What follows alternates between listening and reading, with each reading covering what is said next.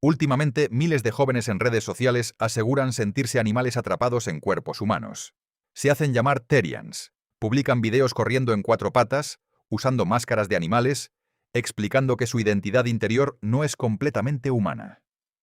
Algunos hablan de conexión espiritual, otros de identidad psicológica. Otros simplemente dicen que así se sienten. Para muchos esto es una moda más de Internet. Para otros es una señal de que algo está cambiando profundamente. Pero lo más interesante no es que exista el fenómeno, es que no es nuevo. Hace casi 2000 años, médicos ya describían personas convencidas de haberse convertido en lobos. La pregunta no es si esto está ocurriendo. La pregunta es por qué ahora es visible en todo el mundo. ¿Qué es un Therian? El término Therian proviene de Therianthropy, que significa literalmente humano-animal. En su forma moderna, un Therian no afirma transformarse físicamente. No hablan de metamorfosis real. Describen una identidad interna ligada a un animal específico que puede manifestarse como sensación de pertenencia, identificación emocional, conductas simbólicas, experiencias subjetivas llamadas shifts, donde dicen sentir temporalmente rasgos del animal con el que se identifican. Es importante diferenciar esto de otras comunidades. No es lo mismo que furry, que es una subcultura artística basada en personajes antropomórficos. No es necesariamente cosplay. Y no siempre implica un trastorno mental. La mayoría de comunidades Therian modernas comenzaron a organizarse en foros de Internet en los años 90. Especialmente en espacios vinculados al fenómeno Otherkin, donde personas afirmaban identificarse como seres no humanos. Durante años fue un fenómeno minoritario, casi invisible fuera de Internet. Pero en la última década, con TikTok y otras plataformas visuales, la exposición creció de forma masiva.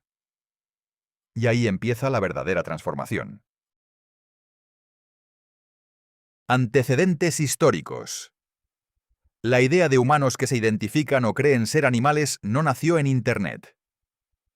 En el siglo II después de Cristo, el médico griego Marcelo de Side describió casos de personas que creían convertirse en lobos. En el siglo IV, Oribasio también documentó comportamientos similares. Estos médicos no hablaban de demonios, lo atribuían a melancolía, un término médico antiguo relacionado con lo que hoy podría considerarse trastornos psicológicos. En el libro bíblico de Daniel, el rey Nabucodonosor es descrito viviendo como una bestia, comiendo hierba y perdiendo comportamiento humano durante un periodo de tiempo. En la Edad Media, estos casos fueron interpretados como posesiones o maldiciones. Pero en el siglo XIX apareció una nueva explicación. En 1852, en un asilo de Nancy, Francia, se documentó el caso de un hombre convencido de ser un lobo. Mostraba los dientes, gruñía y pedía carne cruda. A esto se le llamó licantropía clínica. Y aquí es donde debemos hacer una distinción importante. Licantropía clínica versus Therian moderno.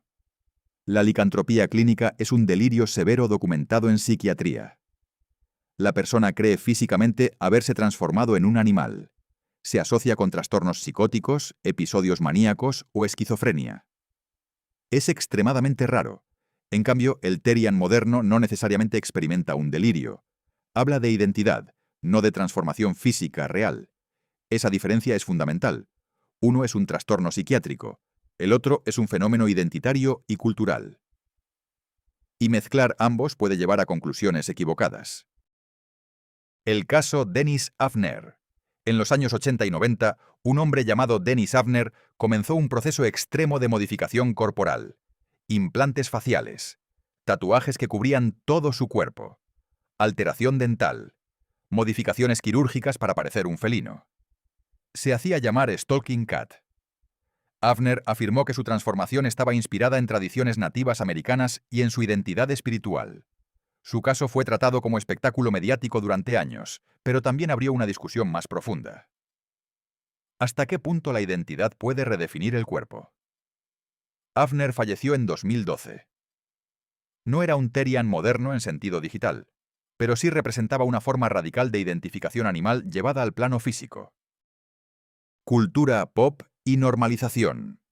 La relación entre humanos y animales no es nueva en la cultura. De hecho, ha sido una constante simbólica desde el origen de la civilización. En la mitología egipcia, dioses con cabeza de animal representaban cualidades humanas amplificadas. En Grecia, la figura del centauro o del sátiro combinaba instinto y racionalidad.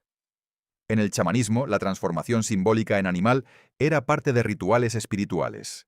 Durante siglos, lo animal fue una metáfora. Pero en el siglo XX, esa metáfora empezó a trasladarse al terreno psicológico. El cine exploró repetidamente la frontera entre humano y bestia.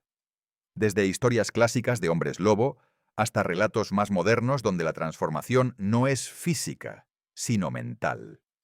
La película Good Boy, 2022, por ejemplo, no trata directamente sobre Therians, pero sí explora la incomodidad psicológica de tratar a un humano como animal, y cómo el espectador se enfrenta a la normalización progresiva de algo que inicialmente resulta perturbador. Esa es la clave. La cultura pop tiene un poder enorme. No crea ideas desde cero, pero las hace visibles, repetibles y socialmente digeribles. Series, videojuegos y plataformas digitales han multiplicado la representación de identidades híbridas. Avatares animales, personajes antropomórficos, filtros, máscaras digitales. En un entorno donde gran parte de la identidad se construye también a través de la imagen, la frontera entre lo simbólico y lo identitario se vuelve más difusa. La cultura contemporánea tiende a cuestionar categorías rígidas. Género, identidad, cuerpo, límites. En ese contexto, la identidad animal encuentra un espacio donde puede expresarse sin quedar automáticamente relegada al terreno del mito o la patología. No porque sea mayoritaria, sino porque ahora tiene un escenario. Internet como acelerador. Aquí es donde el fenómeno realmente cambia de dimensión. Antes de Internet, una persona con este tipo de experiencias podía pensar que estaba sola, sin referencias, sin comunidad, sin lenguaje para describir lo que sentía. En los años 90 comenzaron a aparecer foros dedicados a Otherkin y Therianthropy. Eran espacios pequeños, casi invisibles, donde usuarios compartían relatos personales.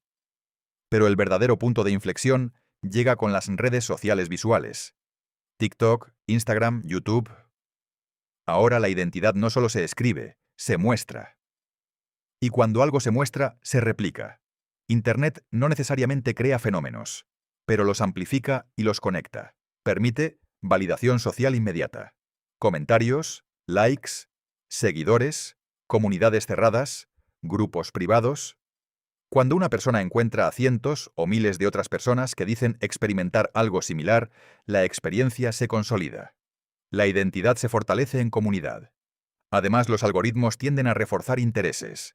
Si un usuario interactúa con contenido sobre Therianthropy, el sistema le mostrará más contenido similar.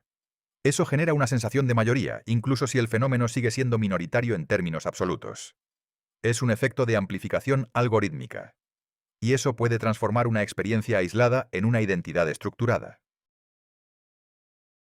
Psicología social. Desde la psicología social, la identidad no es un bloque fijo. Se construye y se reconstruye constantemente en interacción con el entorno. Erik Erikson hablaba de la adolescencia como una etapa clave en la formación de identidad. Es un periodo de exploración, prueba y diferenciación. En el entorno digital actual, esa exploración ocurre públicamente. Internet ofrece infinitas categorías identitarias, y cada categoría ofrece algo distinto. Sentido de pertenencia, comunidad, reconocimiento, diferenciación. Cuando una categoría permite a una persona explicar sensaciones internas que antes no tenían nombre, puede resultar profundamente atractiva.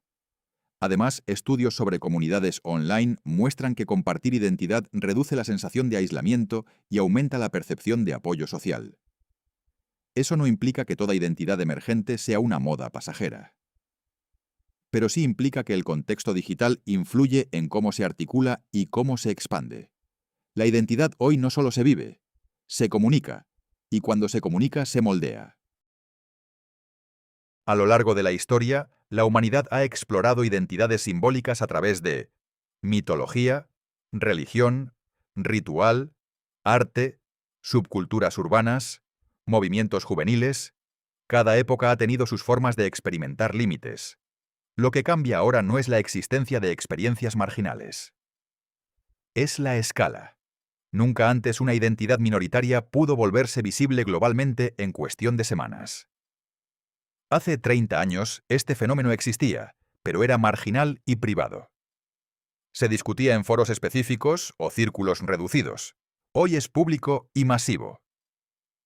Eso genera choque cultural. No necesariamente porque sea nuevo, sino porque ahora lo vemos, y cuando algo se vuelve visible, se vuelve debatible. Tal vez no estamos presenciando la aparición de algo completamente inédito. Tal vez estamos observando cómo la era digital convierte experiencias personales en fenómenos culturales. Y esa transformación, más que la identidad en sí misma, es lo verdaderamente significativo. Si te interesan los fenómenos que desafían nuestra idea de identidad y realidad, este canal está dedicado a explorarlos con calma y sin sensacionalismo.